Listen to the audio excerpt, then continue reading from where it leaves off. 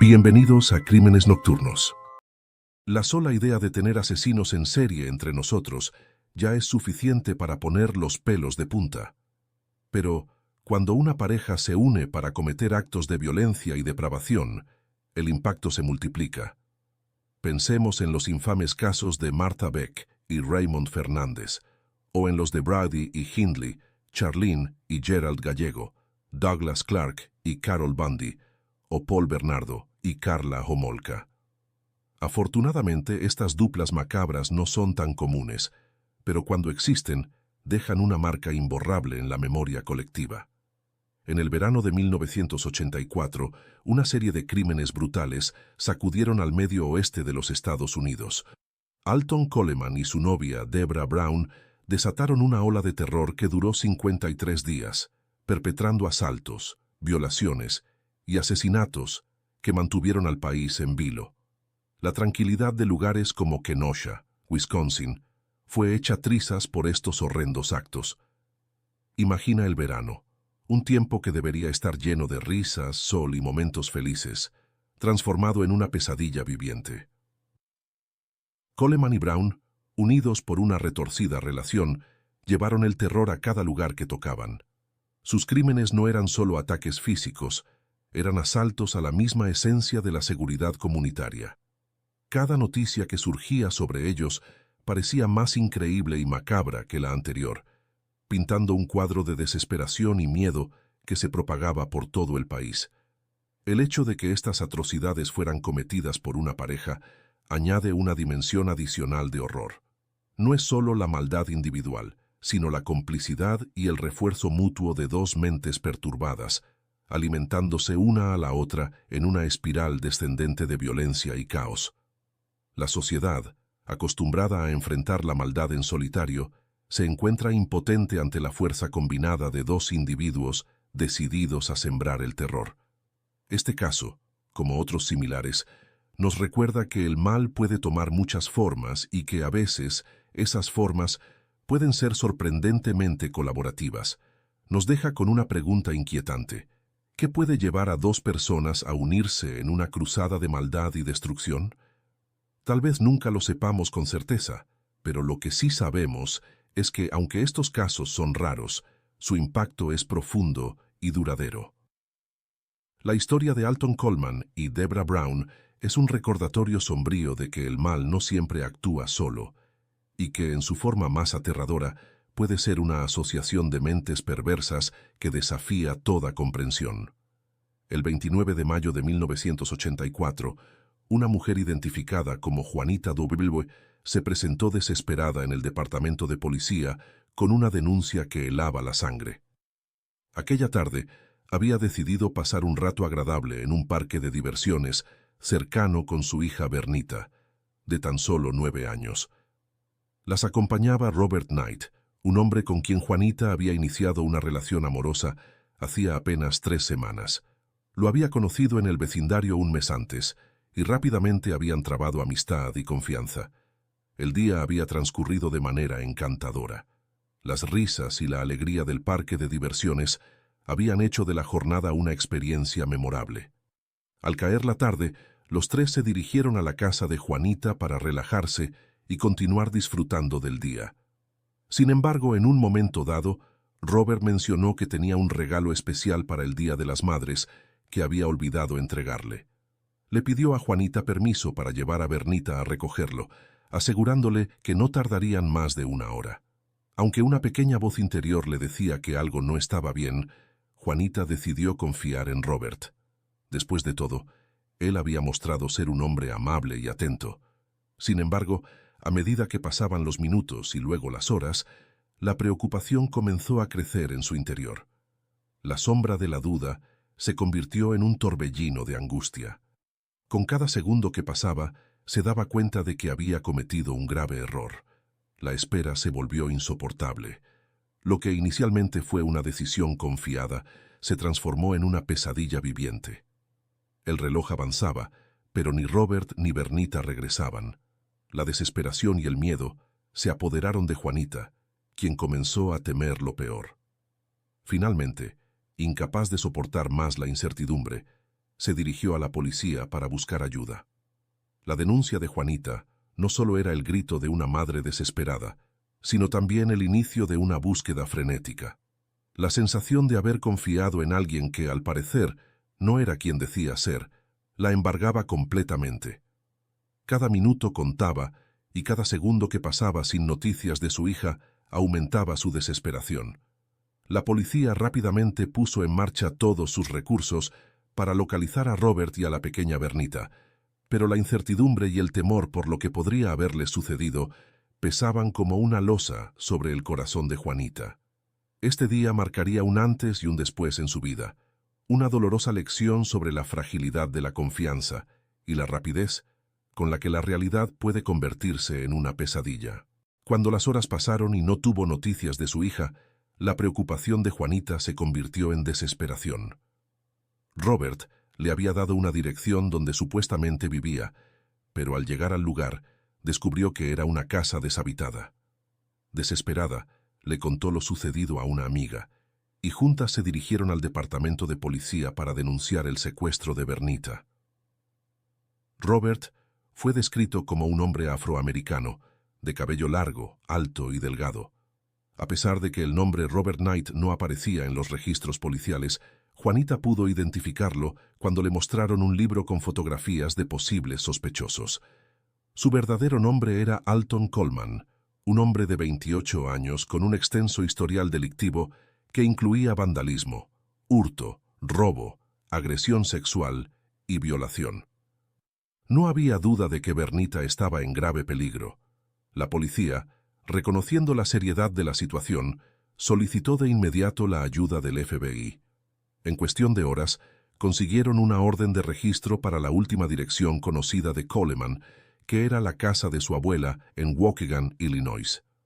Al llegar al lugar, los agentes fueron recibidos por una joven que se identificó como Deborah Brown, de 21 años, quien afirmó ser la novia de Coleman y que llevaba un año viviendo allí para ayudar a cuidar a la abuela, quien estaba prácticamente ciega. Aunque inicialmente se mostró reacia a colaborar, Debra finalmente admitió que Coleman había llegado a la casa para cambiarse de ropa cerca de las 8 de la mañana. Antes de marcharse, le confesó que había hecho algo terrible la noche anterior. Lo más irónico es que Coleman había comparecido esa misma mañana ante un juzgado local por la violación de una menor de 14 años. Coleman no tenía vehículo propio y solía movilizarse principalmente en taxis. Los investigadores, decididos a encontrarlo, contactaron a todos los taxistas de la ciudad, informándoles de la búsqueda y ofreciendo una recompensa de $5,000 por cualquier información que condujera a su captura. 2 días después de la desaparición de Bernita, la tensión y el miedo eran palpables. La policía y el FBI seguían trabajando incansablemente para rastrear a Coleman y encontrar a la niña. Cada minuto que pasaba aumentaba la angustia de Juanita, mientras la comunidad se unía en un esfuerzo desesperado por localizar al hombre responsable de esta atrocidad. La colaboración ciudadana y la perseverancia de las autoridades serían cruciales en la búsqueda de justicia y en el intento de devolver a Bernita a un lugar seguro. La noche del 31 de mayo, un taxista que conocía a Coleman, debido a haberlo transportado en otras ocasiones, se comunicó con las autoridades para informar que acababa de recogerlo en su vehículo y que se dirigía a la casa de una hermana. Cuando el sospechoso bajó del taxi, una patrulla intentó detenerlo, pero Coleman huyó rápidamente del lugar. Minutos más tarde, el vecindario fue registrado por docenas de agentes con perros policiales. A pesar del extenso operativo que duró casi 8 horas, no pudieron encontrarlo por ninguna parte. Tanto la policía como el FBI unieron fuerzas para encontrar a Bernita W. Y la noticia fue difundida por diversos medios de comunicación. Fue entonces cuando otro taxista dio aviso a las autoridades de que la noche del 29 de mayo había llevado en su vehículo a una niña junto a un sujeto que pensaba podía ser su padre. La descripción de este calzaba con la de Alton Coleman. El taxista recordaba haberlos dejado cerca de un depósito de chatarra en la ciudad de Waukegan, en el estado vecino de Illinois. Los oficiales se dirigieron a Waukegan e interrogaron al vigilante nocturno del almacén. Este afirmó haber visto a un hombre con una niña pequeña caminando por el costado del establecimiento poco antes de la medianoche. Aunque no pudo reconocer a Coleman por las fotografías, estaba seguro de que la menor era Bernita W. El hecho de que Alton Coleman traspasara fronteras estatales permitió a las autoridades emitir una orden federal, y más de 150 agentes del FBI y la policía estaban tras su rastro. Sin embargo, todos los esfuerzos resultaron inútiles. Las semanas pasaron y las esperanzas de encontrar a la niña con vida comenzaron a desvanecerse. La tarde del lunes 18 de junio, semanas después de la desaparición de Bernita, un horrible crimen fue denunciado al Departamento de Policía de Gary, una ciudad ubicada en el condado de Lake, en Indiana. La noticia sacudió a la comunidad y reavivó el temor de que Coleman, aún prófugo, continuara su racha de violencia. Las autoridades intensificaron sus esfuerzos, decididas a poner fin a la ola de terror desatada por este peligroso individuo y su cómplice.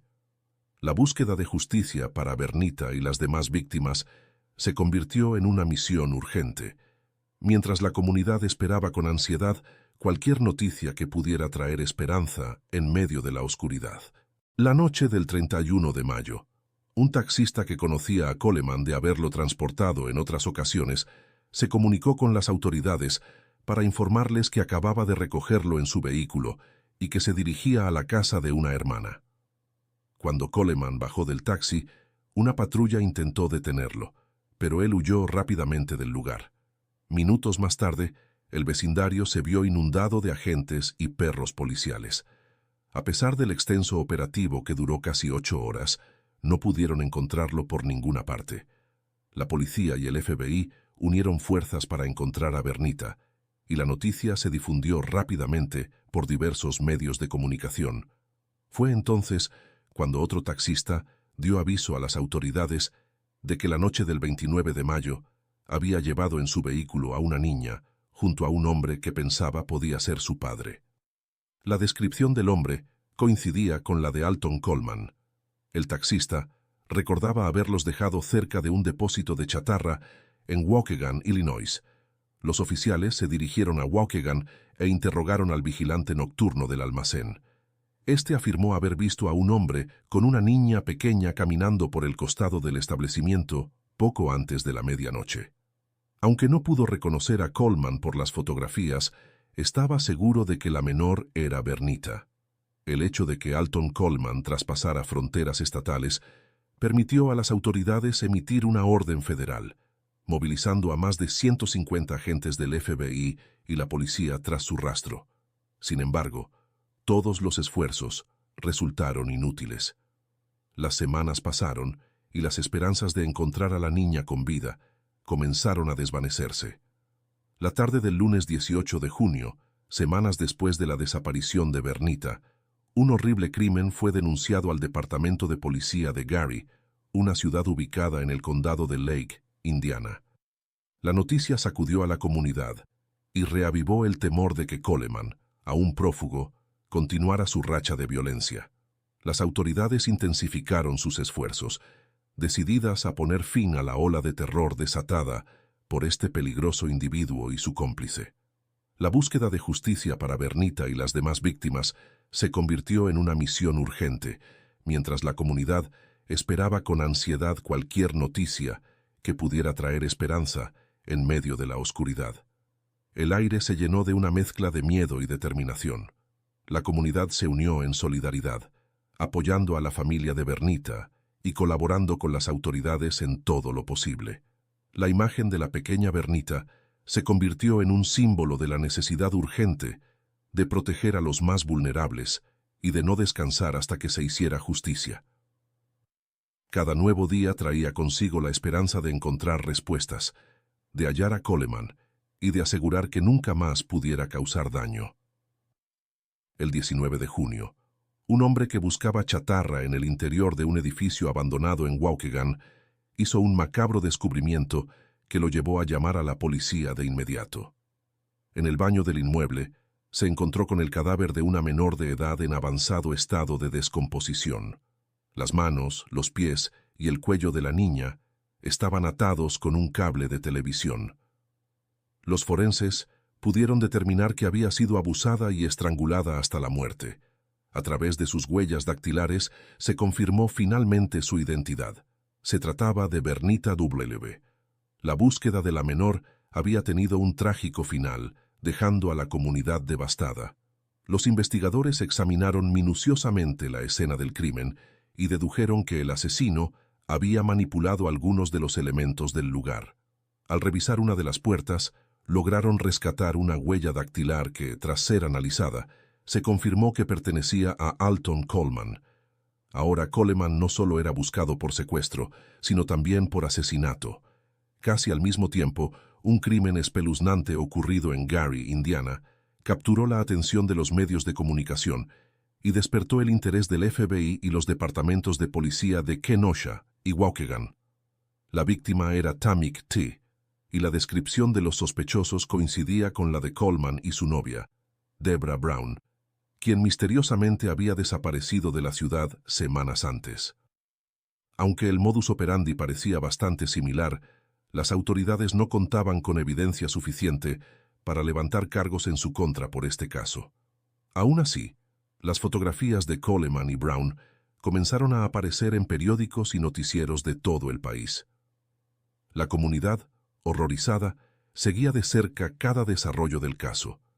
El asesinato de Tamik T. había ocurrido en Gary, Indiana, mientras que Bernita W. había sido vista con vida por última vez en Waukegan, Illinois. Si Coleman y Brown eran los responsables, eso significaba que se habían trasladado aproximadamente 145 kilómetros al sur para cometer el segundo crimen. La noticia se difundió rápidamente y las autoridades intensificaron la búsqueda de la pareja. Se organizó una cacería humana a gran escala, con la esperanza de poner fin a la ola de terror que Coleman y Brown habían desatado.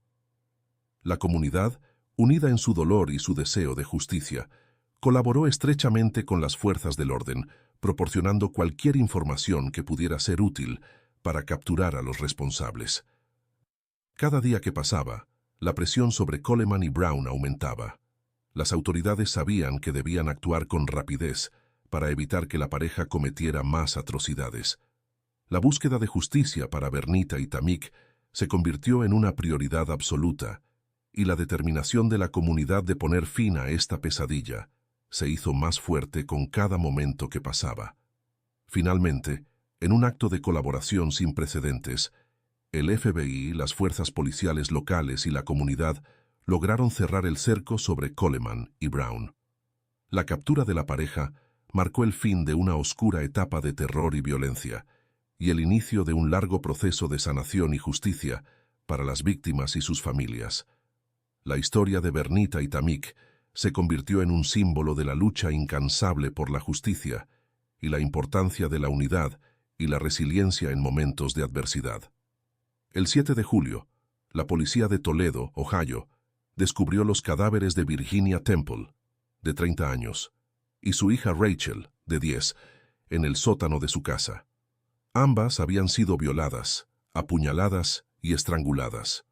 Otros 4 hijos de Virginia, Raymond de 6 años, Michael de 5, Kimberly de 3 y Angela de 1, estaban escondidos dentro del domicilio, afortunadamente ilesos.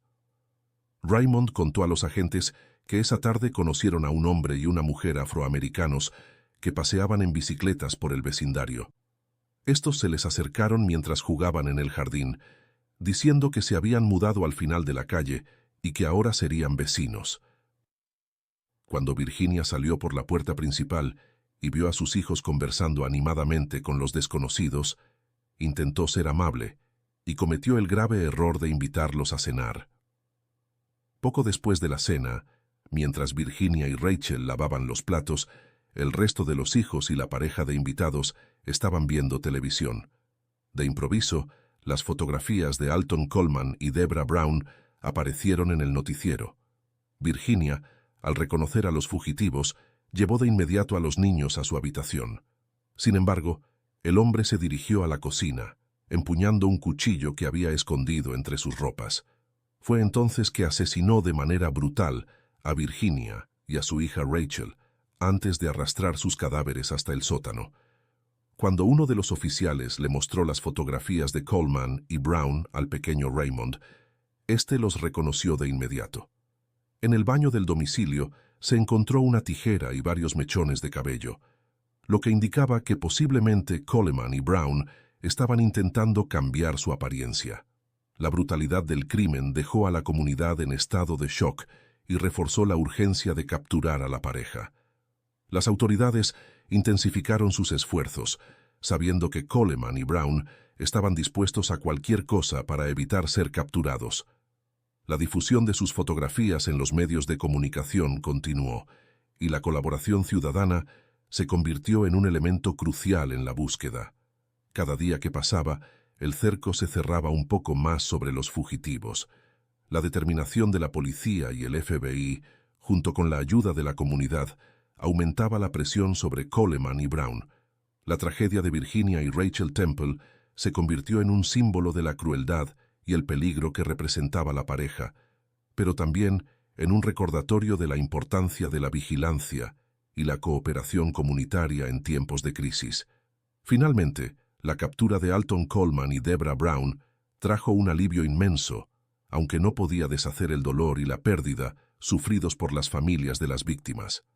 La justicia comenzó a abrirse camino, y el caso de Virginia y Rachel quedó grabado en la memoria colectiva como un ejemplo de la lucha incansable contra el mal y la capacidad de la comunidad para unirse en la adversidad.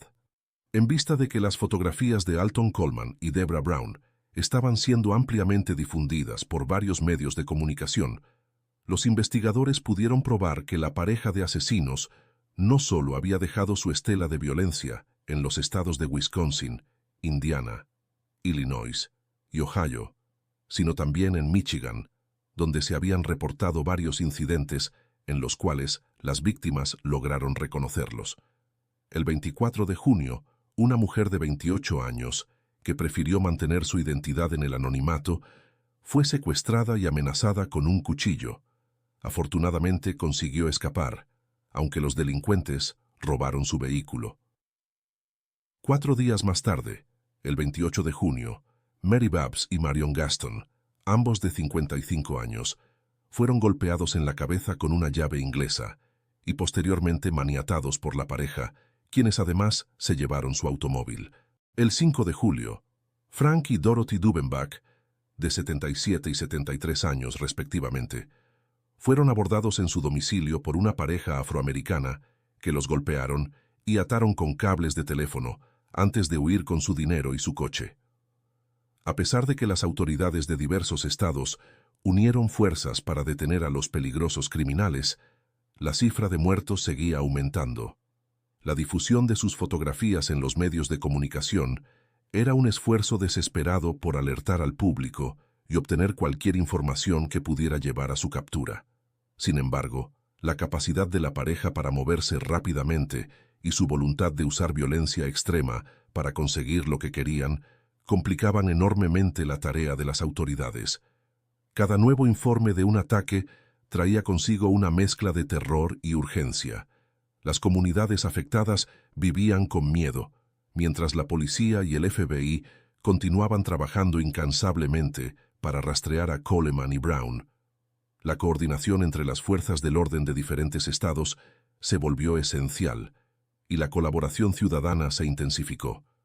A medida que la noticia de sus crímenes se propagaba, más personas se mantenían alerta, dispuestas a informar cualquier avistamiento de la pareja. La ola de violencia y terror que Coleman y Brown desataron parecía no tener fin, y cada día que pasaba sin su captura significaba un nuevo riesgo para cualquier comunidad donde pudieran aparecer. Finalmente, la presión combinada de las autoridades y la comunidad resultó en la localización y captura de Alton Coleman y Deborah Brown. La detención de la pareja marcó el fin de una brutal ola de crímenes que había dejado una profunda cicatriz en cada lugar que tocaron. Aunque la justicia comenzó a prevalecer, las víctimas y sus familias quedaron con el dolor y el recuerdo de aquellos días de terror, un sombrío recordatorio de la maldad que puede esconderse detrás de rostros aparentemente comunes. El 11 de julio, el cuerpo de una joven de 25 años llamada Donna Williams fue encontrado dentro de un edificio abandonado en Detroit. La víctima había sido víctima de abuso sexual y estrangulada con un par de medias.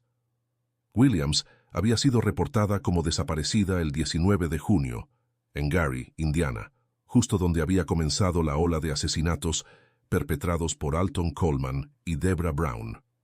Debido a la gravedad y extensión de los crímenes, el FBI tomó la excepcional decisión de ampliar su lista de los 10 delincuentes más buscados del país, colocando a Alton Coleman y Deborah Brown en el puesto número 11. Esta estrategia buscaba alertar al público sobre el peligro que representaban Coleman y Brown para la comunidad. Sin embargo, la inclusión en esta lista y la intensificación de la búsqueda no fueron suficientes para detener a la pareja criminal. Su capacidad para evadir la captura y continuar perpetrando crímenes violentos continuaba siendo una preocupación creciente para las autoridades y las comunidades afectadas. El 13 de julio, en la ciudad de Norwood, a las afueras de Cincinnati, se registró un nuevo crimen perpetrado por la pareja de asesinos. Esta vez se acercaron al domicilio de Harry y Marlene Walters, de 45 y 44 años respectivamente. Ese mismo día, el matrimonio había puesto a la venta una caravana y pensaron que las dos personas que se acercaron a preguntar por el vehículo estaban interesadas en comprarlo. Los invitaron al interior de la vivienda para ofrecerles un vaso de limonada, momento en el cual Alton Coleman tomó un candelabro y los golpeó más de 20 veces en la cabeza. Posteriormente, robaron algo de dinero y el vehículo con el que huyeron. Aunque Harry logró sobrevivir a las graves heridas, su esposa Marlene falleció en el lugar.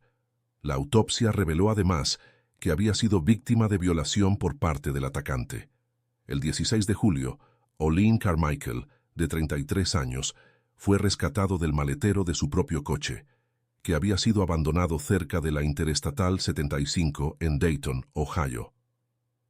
Carmichael afirmó que una pareja afroamericana, a quienes identificó positivamente a través de fotografías como Alton Coleman y Deborah Brown, lo había secuestrado desde una habitación de hotel el día 15 de julio en Lexington, Kentucky.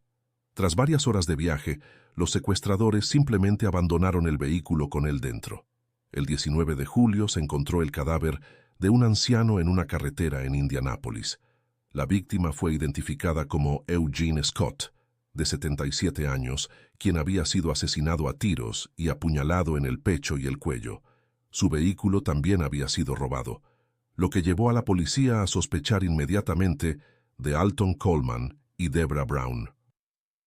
El 20 de julio, el cuerpo de Toni Story, quien había sido reportada como desaparecida el 12 de ese mismo mes, fue encontrado en un edificio abandonado en Cincinnati. Al igual que Bernita Wacha, Toni Story, de 15 años, había sido maniatada, violada y estrangulada. Bajo su cadáver se encontró un brazalete que posteriormente se pudo corroborar pertenecía a Virginia Temple. Para la policía, estaba claro quiénes podían ser los responsables. Uno de los mayores desafíos para los investigadores era la constante movilidad y cambio de modus operandi de la pareja criminal. Alton Coleman y Deborah Brown demostraron una versatilidad criminal que confundía a las autoridades, quienes parecían incapaces de predecir sus próximos movimientos. El reconocido agente del FBI John Douglas colaboró en las pesquisas y trató de anticipar el caótico comportamiento de los asesinos. Douglas afirmó que Coleman era el líder y el instigador de los crímenes. Tras el primer asesinato, Coleman se sintió acorralado y decidió huir del estado. Con la ayuda de Deborah Brown, perpetró numerosos asaltos y robos para mantenerse en movimiento y eludir a la policía. La presencia de Brown como cómplice facilitaba los crímenes de violación y homicidio, proporcionando un apoyo logístico y moral a Coleman. El ritmo de los ataques perpetrados por Alton Coleman y Deborah Brown se aceleró. Sin embargo, John Douglas estaba seguro de que en algún momento ambos tendrían que regresar a su ciudad de origen. Predijo que el riesgo y el desgaste de viajar por las interestatales además de la presión mediática que los había identificado como los criminales más peligrosos del país, los llevaría a buscar refugio en un lugar que consideraran familiar. Douglas insistió en que el caso debía ser ampliamente difundido por los medios de comunicación, estrategia que finalmente dio resultados. A pesar de que Coleman y Brown intentaron cambiar su apariencia, cortándose el cabello y cambiándose de ropa varias veces al día, fueron reconocidos por un automovilista en Evanston, Illinois, muy cerca de Waukegan, donde habían comenzado su ola de asesinatos. El testigo alertó a la policía, y en cuestión de minutos, varios agentes se presentaron en el lugar y arrestaron a la pareja, quienes no opusieron resistencia significativa. En el tranquilo pueblo, donde los susurros del pasado a menudo resonaban más fuerte que el presente, la detención de Brown y Coleman trajo un suspiro colectivo de alivio que se extendió por las calles como una brisa largamente esperada. Brown, con un revólver escondido en las profundidades de una bolsa sin distintivos, y Coleman, con un pequeño cuchillo de cocina manchado de sangre oculto en el confín de un calcetín, eran enigmas envueltos en sombras. El cuchillo, como el destino lo tendría, se convirtió en un testigo silencioso del trágico final de Alice Myers, una joven alma de apenas 15 primaveras. La comunidad, una vez envuelta en un velo de miedo, ahora podía ver un atisbo de esperanza. Sin embargo, las autoridades se encontraban en el precipicio de la incertidumbre, contemplando la verdadera amplitud de las oscuras acciones del dúo y si había más relatos de dolor aún no contados. La historia de Alton Coleman comenzó en Waukegan, Illinois, un cuento tan antiguo como el tiempo, donde la tinta de la historia se escribe en lágrimas. Su vida, un tapiz de tragedia, comenzó apenas horas después de su primer aliento, cuando su propia madre lo descartó en el frío abrazo de un contenedor de basura. Pero el destino, en forma de su abuela, lo arrancó de las fauces de la muerte segura. Tanto la madre como la abuela, sombras en la noche, no ofrecieron registro del nombre de su padre. Se decía que la madre de Coleman buscaba consuelo en los brazos adormecedores del alcohol y las drogas mientras lo llevaba, un preludio de la vida que le esperaba. Desde sus primeros días, Coleman no conoció el suave toque del amor, sino las crueles manos del abuso. Su madre y abuela, arquitectas de su tormento, lo expusieron a los rincones más oscuros de la humanidad, intercambiando su inocencia por los pecados de otros. Si se atrevía a desafiarlas, la consecuencia era rápida y brutal. Un golpe de bate de béisbol en la cabeza, un metrónomo sombrío de su existencia. En esta narrativa encontramos no solo el relato de crímenes, sino la revelación de un ser humano moldeado por las realidades más duras, un recordatorio del complejo tapiz que es la condición humana. En la penumbra de su juventud, Alton Coleman, un alma inteligente pero incomprendida, vagaba por los pasillos de la escuela con calificaciones que no reflejaban su agudeza mental. Sus compañeros, ciegos a la tormenta que se gestaba dentro de él, lo atormentaban sin piedad, burlándose de sus accidentes involuntarios. Harto de la crueldad y el desdén, Coleman dejó atrás los libros y las aulas en 9º grado, sumergiéndose en el mundo sombrío de los hurtos menores para llenar el vacío de su bolsillo y quizás el de su corazón. La abuela de Coleman, una figura enigmática envuelta en los misterios del vudú, lo arrastraba a la búsqueda de partes de animales muertos para sus rituales arcanos.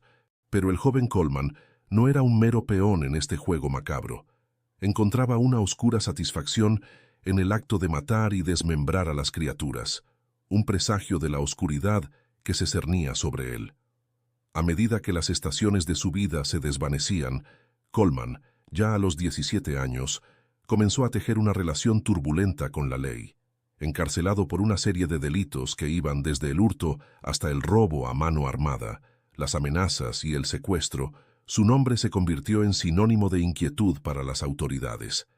Entre los años 73 y 93 fue procesado por 6 crímenes de índole sexual, incluyendo un acto imperdonable contra una sobrina de 8 años. Aunque algunos cargos se desvanecieron como sombras al amanecer, otros se aferraron a él, llevándolo a una condena que resonaría en los ecos de su existencia. Para 1984, Coleman, ya libre de las cadenas de la prisión, deambulaba por los bares de la ciudad, buscando a aquellas almas perdidas en la noche para extorsionarlas y convertirse en su proxeneta. Fue en este laberinto de luces tenues y promesas rotas donde conoció a Debra Brown, una joven de 21 años, cuyo encuentro con Coleman marcaría el comienzo de un capítulo aún más oscuro en la historia de su vida. Debra Denise Brown, nacida en el seno de una familia numerosa y humilde de Waukegan, Illinois, era la personificación de la quietud. Entre sus 10 hermanos, ella era la sombra en la pared, la voz apenas audible en el coro de la vida cotidiana. Su inteligencia, aunque no reflejada en los números y las pruebas, era una chispa que luchaba por brillar en medio de la adversidad. La infancia de Debra fue una serie de puertas cerradas. Cada abuso sexual sufrido era un cerrojo más en su espíritu, cada golpe en la cabeza un golpe a su futuro.